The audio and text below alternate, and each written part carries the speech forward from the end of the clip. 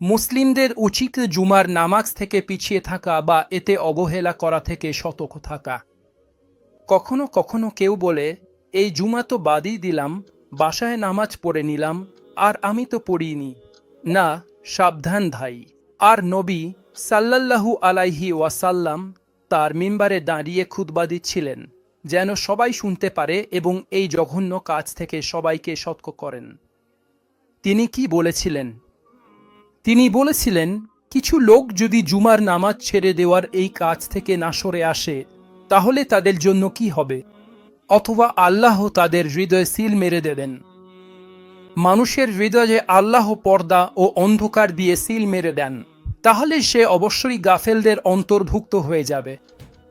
অনেক মানুষ আছে, অনেকেই আল্লাহ আমাদের এবং তাদের হেদায়েত দিন, তাকে দেখবে সে রোজা রাখে কিন্তু নামাজ পড়ে না, রোজা রাখে কিন্তু জুমার নামাজে যায় না। তাই সাবধান, আল্লাহ যেন তোমার হৃদয়ে সিল মেরে দেন এবং তা গুনাহে ঢেকে যায়। আর মনে রেখো প্রিয় দর্শক, রোজা, এটা ভালো করে শোনো, রোজা কখনোই নামাজ ছাড়া পূর্ণ হয় না। রোজা কখনোই নামাজ ছাড়া পূর্ণ হয় না। এটা আমার কথা না, শুনে রাখো। রাসূল শাহ বলেছেন, ইসলামের মূল বিষয় এবং তা স্তম্ভ হল, ভালো করে শুনো, তা স্তম্ভ, ভিত্তি, এটা হলো নামাজ, আর তার সর্বোচ্চ শিখর হলো আল্লাহর রাস্তায় জিহাদ।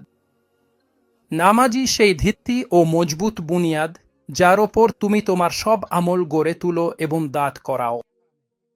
নামাজ ঠিক থাকলে সব আমল ঠিক থাকে, আর নামাজ নষ্ট হলে বা না থাকলে সব আমলই নষ্ট হয়ে যায়।